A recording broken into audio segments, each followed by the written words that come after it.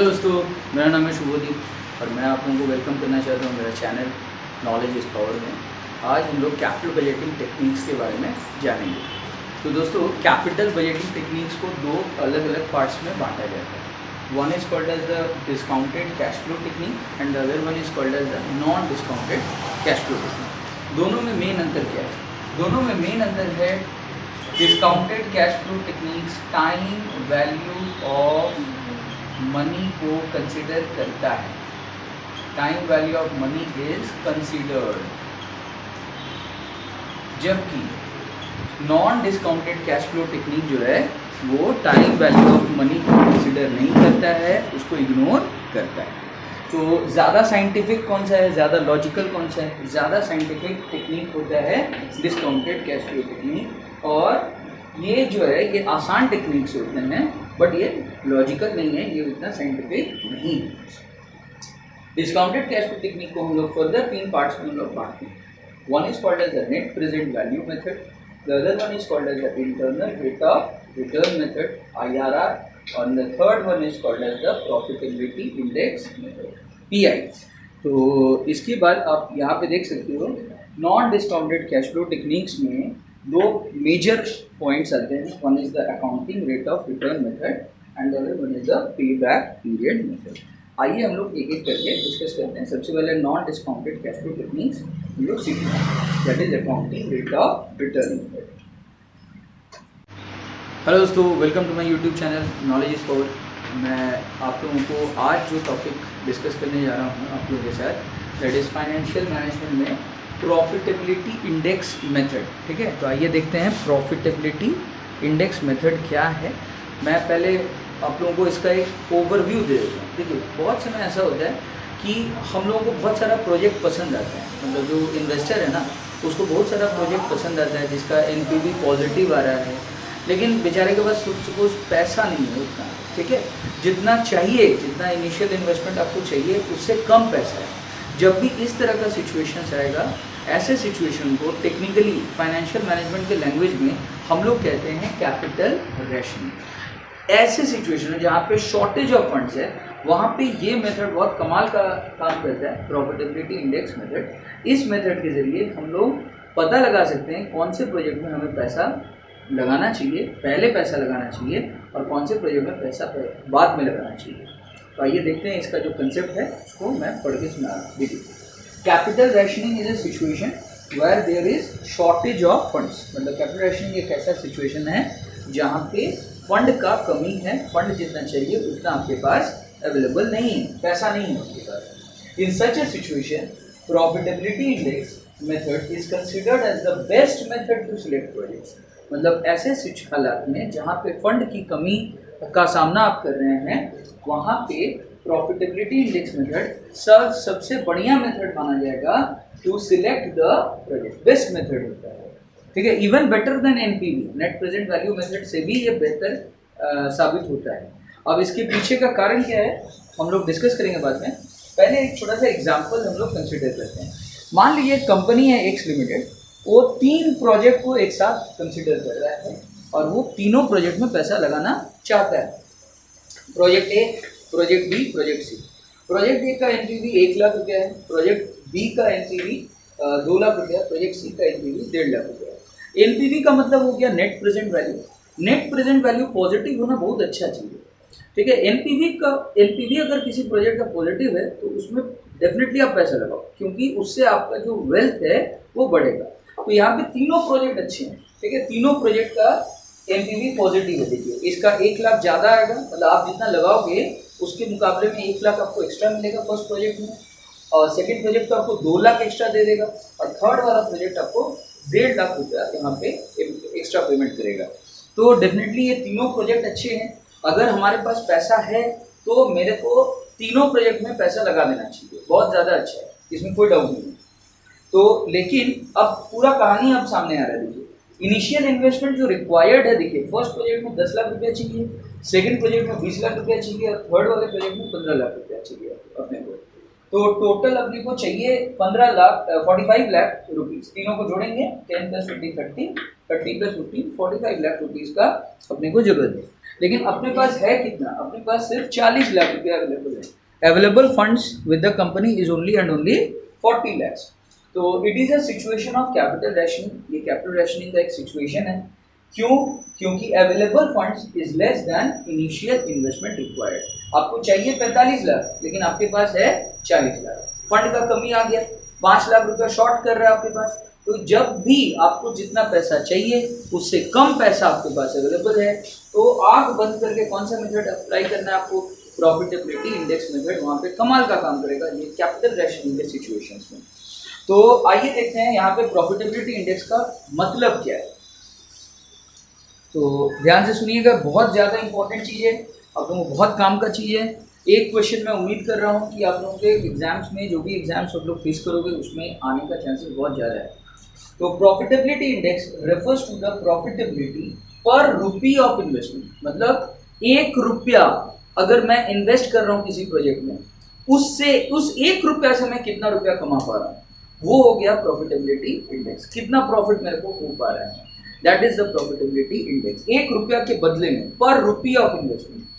तो पीआई का फॉर्मूला क्या है? पीआई का फॉर्मूला है सम total of present value of cash inflows divided by initial investment. Initial investment is the investment that is required at the start of the project. जब project शुरू होने वाला होता है उस समय आपको जो पैसा कैपिटल एक्सपेंडिचर करना पड़ता है, प्लांट खरीदने के लिए, मशीन खरीदने के लिए, लैंड खरीदने के लिए, बिल्डिंग खरीदने के लिए, फैक्ट्री स्टार्ट करने के लिए, तो ये सारा इस पैसे को बोला जाता है इनिशियल इन्वेस्टमेंट। और इस इन्वेस्टमेंट के बाद प्रोजेक्ट से धीरे धीरे इंस्टॉलमेंट में हम लोगों को क्या मिलते रहता है, over a long period of time हमें थोड़ा थोड़ा करके कैश इनफ्लोज आते जाता है। तो जो कैश इनफ्लोज अपने को मिल रहा है वो तो अलग अलग पॉइंट ऑफ टाइम पे है। तो अलग अलग पॉइंट ऑफ टाइम पे होने की वजह से हम लोग को एक कॉमन वैल्यू चाहिए ताकि हम लोग कंपेरिजन कर सके। तो इस कॉमन वैल्यू को हम लोग बोलते हैं प्रेजेंट वैल्यू। मतलब इन सारे फ्यूचर कैश फ्लोज का आज का वैल्यू अपने को निकाल लेना, आज उसका क्या वैल्यू। जैसे मान लीजिए ये प्रोजेक्ट, ठीक है, फर्स्ट वाला प्रोजेक्ट मेरे को सपोज करो कि 1 साल के बाद हमको 10,000 रुपया मिला। तो आज से 1 साल बाद ना 10,000 रुपया मिला, उस 10,000 का आज का वैल्यू 10,000 नहीं होगा, बिकॉज समय में आप जितना आगे बढ़ते जाओगे मनी का जो परचेजिंग पावर है वो क्या होता है, वो घटता चला जाएगा, जिसकी वजह से आपको उसका आज का वैल्यू चाहिए, उन सारे कैश फ्लोज का आज का वैल्यू। तो आज का वैल्यू को हम लोग बोलते हैं प्रेजेंट वैल्यू। उसका सम टोटल निकालिएगा, sum total of present value of cash inflows, divide करिएगा इनिशियल इन्वेस्टमेंट से। इसका पीआई का एक तरह का एक सिमिलर टर्म है, आप छोटा भाई बोल सकते हो पीआई का, that is NPVI. NPVI stands for net present value index. इसका फॉर्मूला बहुत ज्यादा सिंपल है, that is simply take the NPV and divide it with the initial investment. अब आप देखो यहाँ पे, higher the PI the better is the project. मतलब जितना ज्यादा प्रोजेक्ट का पीआई जितना ज्यादा होगा उस प्रोजेक्ट में वो प्रोजेक्ट उतना ही ज्यादा अच्छा है। यानी कि यहाँ पे आपको करना क्या है, आपको एक रैंकिंग पहले कर लेना है। अगर आप प्रोजेक्ट का रैंकिंग कर लोगे, रैंक 1 जो प्रोजेक्ट रहेगा उसको उसमें सबसे पहले पैसा लगाओ, फिर जो सेकंड रैंक में जो प्रोजेक्ट आएगा उसमें पैसा लगाओ। इस तरीके से जब आप करोगे तो आपका जो ओवरऑल प्रॉफिटेबिलिटी है फ्रॉम ऑल दिस प्रोजेक्ट्स वो सबसे ज़्यादा मैक्सिमाइज्ड होगा। आई होप आपको वीडियो समझ आ रहा है। अब मैं क्वेश्चन बनाने का कोशिश करूंगा, न्यूमेरिकल के थ्रू इस चीज़ को मैं समझाने का कोशिश करता हूँ। दोस्तों अब हम लोग एक क्वेश्चन सॉल्व करें, इलस्ट्रेशन 21, ये एसबीपीडी बुक पब्लिकेशन का बुक का है। तो इसमें लिखा हुआ है डिफरेंट प्रोजेक्ट्स तो सबसे पहले आपको दे दिए हैं ABCDE, और सभी प्रोजेक्ट्स का initial investment that is required बता दिया गया है। प्रोजेक्ट ए का 1 लाख रुपीज़ है इनिशियल इन्वेस्टमेंट रिक्वायर्ड, बी में 3 लाख रुपया का जरूरत है, सी में 50,000 का जरूरत है, डी में 2 लाख का जरूरत है और ई में 1 लाख रुपया का जरूरत है। नेट प्रेजेंट वैल्यू सभी प्रोजेक्ट्स का क्वेश्चन में मेंशनड है। फर्स्ट प्रोजेक्ट से 20,000 रुपीज़ का एनपीवी होगा, सेकंड प्रोजेक्ट से 35,000 का एनपीवी होगा, थर्ड प्रोजेक्ट से 16,000 का एनपीवी होगा, फोर्थ प्रोजेक्ट से 25,000 का एनपीवी होगा और फिफ्थ प्रोजेक्ट से 30,000 रुपीज़ का एनपीवी होगा। जबकि आपके पास टोटल फंड अवेलेबल है 3 लाख रुपया। Determine the optimum combination of projects assuming that the projects are divisible. ठीक है, तो चलिए देखते हैं कि ऑप्टिमम कॉम्बिनेशन इन प्रोजेक्ट्स का क्या होने वाला है। दोस्तों देखिए किस तरीके से हम लोग इस सॉल्यूशन को कर रहे हैं। सबसे पहले तो आप लोग क्वेश्चन को उतारिएगा, प्रोजेक्ट्स, ठीक है, ABCD II मैंने लिखा हूँ इनिशियल इन्वेस्टमेंट के लिए जो प्रोजेक्ट में चाहिए। तो फर्स्ट प्रोजेक्ट में 1 लाख रुपीज़ का ज़रूरत था, सेकंड प्रोजेक्ट में 3 लाख रुपया, थर्ड में 50,000 रुपया, फोर्थ में 2 लाख रुपया और फिफ्थ में 1 लाख रुपया। टोटल अपने को चाहिए 7.5 लाख रुपया सभी प्रोजेक्ट्स को अगर हम लोगों को एक्सेप्ट करना है तो, जबकि अपने पास अवेलेबल है सिर्फ 3 लाख रुपया। तो quite clearly it is a situation of capital rationing, because 3 lakh रुपये से हम लोग 7.5 लाख रुपया का इन्वेस्टमेंट नहीं कर पाएंगे, इनसफिशिएंट फंड है अपने पास। तो अपने को करना क्या है, NPV का ज़रूरत है। तो NPV इस क्वेश्चन में दिया हुआ है 20,000, 35,000, 16,000, 25,000, 30,000। अपने को करना क्या है, NPVI निकाल लेना है। NPVI is equal to B divided by A, ठीक है। तो B है नेट प्रेजेंट वैल्यू और A है इनिशियल इन्वेस्टमेंट। तो net present value divide by initial investment कर दे रहे हैं। तो 20,000 divide by 1 lakh, that is 0.2. What does this 0.2 indicate? It indicates that if we are investing 1 rupees in first project, then we are going to get 20 पैसे as net present value from that project। मतलब हम लोगों को 20 पैसे का जो है profitability generate कर पाएगा ये पहला प्रोजेक्ट, ठीक है। इसके बाद सेकंड जो हम लोगों का जो प्रोजेक्ट बी है वो, उसमें हम लोग अगर 3 लाख रुपए लगाते हैं तो नेट प्रेजेंट वैल्यू उसका 35,000 होता है, मतलब 35,000 रुपया एक्स्ट्रा अपने को मिलेगा, एक्स्ट्रा प्रॉफिट अपने को मिलेगा। तो इन दैट केस हम लोगों का जो NPVI होगा that is 35,000 divide by 3 lakhs, that is 0.11। इसका मतलब ये हुआ कि अगर हम लोग 1 रुपया इन्वेस्ट करेंगे प्रोजेक्ट बी में तो 11 पैसे का नेट प्रेजेंट वैल्यू ये प्रोजेक्ट अपने को जनरेट करके देगा, यानी कि 11 पैसे का नेट प्रॉफिट अपने को, प्रॉफिटेबिलिटी अपने को जनरेट हो पाएगा। इसके बाद प्रोजेक्ट सी, उसमें 50,000 इन्वेस्ट करेंगे तो 16,000 मिलेगा नेट प्रेजेंट वैल्यू। तो 16,000 डिवाइड बाई 50,000 0.32 आ रहा है। अब हम लोग प्रोजेक्ट डी में इन्वेस्ट करेंगे 2 लाख रुपया, 25,000 उसके बदले में मिलेगा।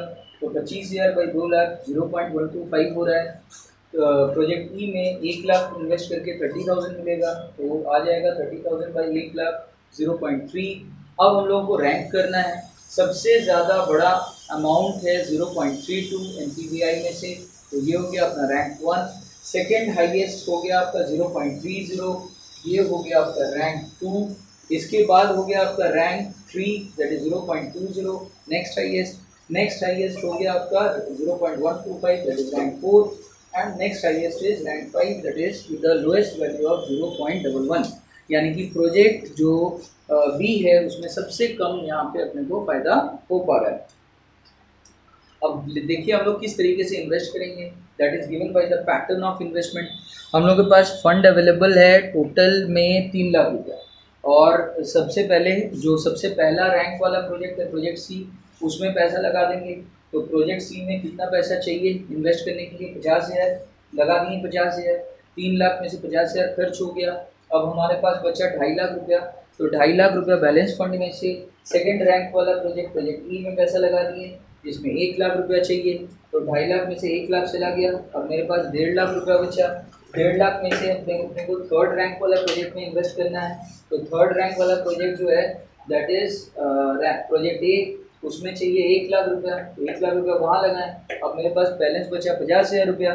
क्वेश्चन में पहले ही मेंशन किया है कि प्रोजेक्ट्स डिविजिबल है। डिविजिबल है मतलब अगर ज़रूरत पड़ेगा तो जो जितना भी फंड अवेलेबल है उसको पूरा हम लोग इन्वेस्ट कर सकते हैं, भले ही उस प्रोजेक्ट में ज़्यादा और इनिशियल इन्वेस्टमेंट का ज़रूरत होगा, मतलब हम लोग पार्ट एक्सेप्टेंस कर सकते हैं प्रोजेक्ट का। तो ऑब्वियस सी बात है कैश फ्लोज भी उस हिसाब से थोड़ा घट जाएगा। तो प्रोजेक्ट डी में हम लोगों के पास जो 50,000 रुपया बैलेंस बच रहा था उस पूरे बैलेंस को हम लोगों ने प्रोजेक्ट डी में लगा दिया और अपने पास अब जीरो बैलेंस बचा।